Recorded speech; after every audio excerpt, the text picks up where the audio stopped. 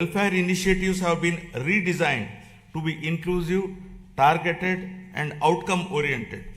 Special focus has been placed on weaker sections, women, farmers, and youth to restore confidence and dignity. By strengthening safety nets while enabling self-reliance, government is ensuring that welfare is not merely support for survival, but a foundation for bridging the gap between haves and have-nots. This approach marks the transition from welfare-led resurgence to people-driven ascendance. Now about strengthening social security and restoring dignity. My government has adopted a zero poverty approach by converging welfare, livelihoods, and institutional support. Instead of fragmented schemes, benefits are being aligned to every household to address deprivation in a comprehensive manner through family benefit management system. Welfare support is linked with skilling, credit, market access, and social security so that families move steadily from dependence to self-reliance. To enhance transparency, a family card will be introduced, enabling households to view benefits received and those available, making governance truly digital, responsive, and family-centric. The P4 Public-Private People Partnership, launched on Ugadi 2025, has strengthened this convergence by connecting public systems with community participation. This integrated framework ensures that poverty reduction is not temporary relief but a permanent exit, transforming welfare into a ladder for economic and social mobility. So far, over 1 lakh Margadarshis, those with means, experience, and opportunity have voluntarily adopted 10.30 lakh Bangaru Kutumbalu, working family by family to eliminate deprivation, restore dignity, and rekindle hope. The Anna Canteen program continues to be a cornerstone of social welfare in Andhra Pradesh, guided by the principle that no person should go hungry. At present, 205 Anna canteens are operational across 113 assembly constituencies, providing affordable and nutritious meals with dignity. Steps are underway to extend this initiative to the remaining constituencies through rural canteens, ensuring wider reach. Alongside this, housing and nutrition remain central to the vision of housing for all under Swarnandhra 2047. The provision of Pakka houses to all eligible families reinforces social security, dignity, and inclusive growth.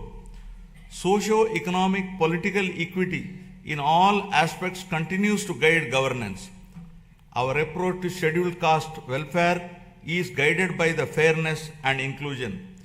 By advancing subcategorization, we are ensuring that the benefits of reservation and support reach every subgroup based on genuine need, while strengthening education, livelihoods, and economic self-reliance.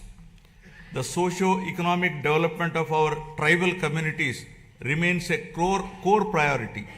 Through focused interventions in education, health, livelihoods, and skill development in tribal areas, we are also honoring their legacy, most notably by commemorating the role of tribal freedom fighters in our nation's history.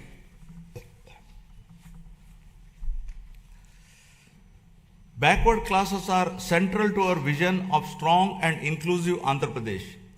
Our government is firmly committed to enhancing their economic opportunities, safeguarding social dignity, and ensuring fair representation and legislative, local, and institutional spaces backed by a clear long-term protection framework.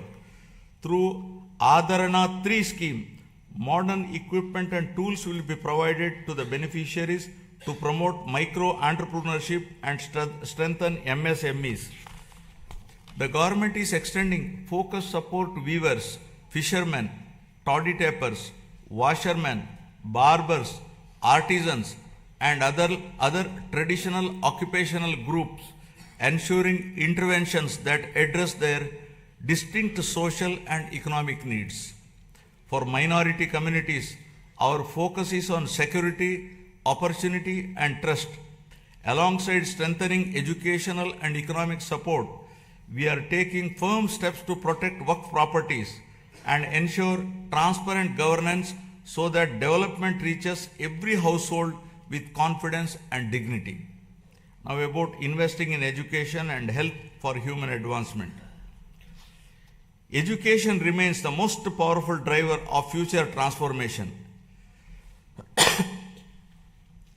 Andhra Pradesh is steadily emerging as a hub for advanced learning in information technology and frontier areas such as quantum computing. Strong enrollment, skilled faculty, and industry collaboration are attracting global attention. International companies are increasingly viewing the state as a talent destination. By strengthening education system and aligning them with emerging technologies, my government is preparing youth not just for jobs but for leadership in the knowledge economy. This investment in human capital will shape the state's long-term competitiveness. To strengthen this ecosystem, the government is modernizing technical and vocational education by upgrading training infrastructure, introducing digital classrooms, immersive learning environments, and advanced technologies such as AR/VR based training in select institutions. Industrial training institutes are being strengthened through modern machinery, updated curricula, and closer alignment with industry requirements. In addition, national level institutions, including specialized institutes for women and persons with disabilities, are being planned to expand access and inclusivity. Together, these initiatives are building future-ready workforce capable of driving industrial growth, innovation, and sustained employment across Andhra Pradesh. Health, welfare, and development are being pursued as interconnected pillars. Health security is being strengthened through financial protection and systemic reform so that access to care does not push families into distress.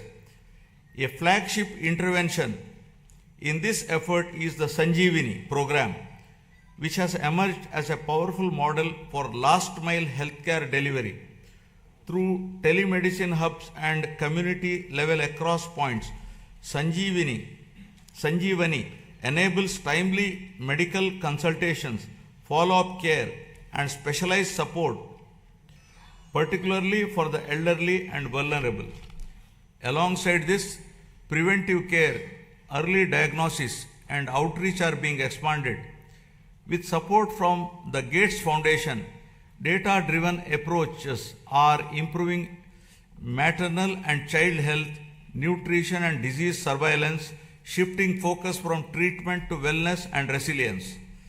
My government is strengthening public health care through the rollout of a comprehensive electronic health record system aligned with Ayushman Bharat digital mission standards across all network hospitals under Dr. NTR Vaidya Seva Trust. This will enable citizens to securely access digital personal health records, ensuring continuity of care and improved clinical outcomes. A universal health coverage scheme is being introduced to provide comprehensive health insurance of rupees 2.5 lakh to every individual resident of the state. Simultaneously, cashless healthcare is being provided to 1.43 crore BPL families with financial protection of up to 25 lakh per family per year, including high-end treatments such as cancer care and bilateral cochlear implants surgery without any ceiling limit. Recognizing the demographic transition underway, the government of Andhra Pradesh has introduced a comprehensive population management framework as an evidence-based response to declining fertility and rapid population aging. With the state's total fertility rate at around 1.5, well below replacement level of 2.1, the focus has shifted from population control to sustainability. Measures such as enhanced maternity benefits, removal of the two-child cap in local elections, and extending Talliki Vandanam to all children underscore this commitment. I am appealing to this august House to evolve proper policy for population management. The year of 2025 marked a decisive turning point, with Andhra Pradesh becoming free from illicit liquor distillation and making decisive progress towards eradicating ganjai and becoming a drug-free state. This has been accomplished through the rollout of Navodayam 2.0, first piloted in select districts and subsequently implemented across the state, combining strong enforcement with community engagement.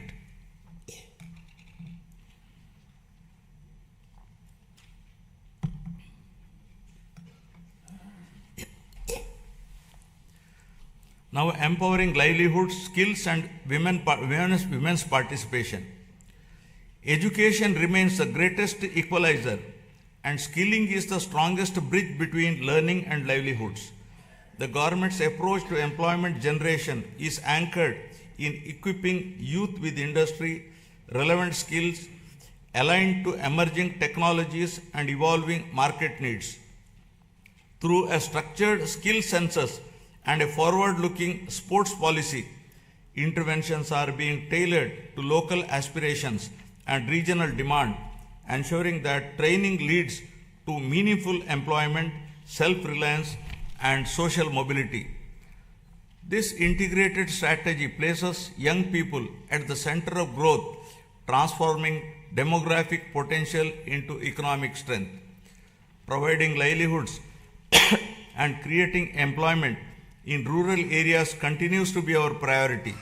The Manrega framework has now been strengthened and reimagined through the enactment of Viksit Bharat Guarantee for Roskar and Ajivika Mission Gramin VBG Act 2025, making a significant shift from wage employment alone to comprehensive livelihood security in rural areas.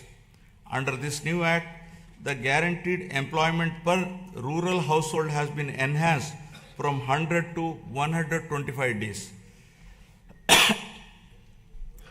Women are the center of my government's development strategy, not as passive beneficiaries, but as active economic partners.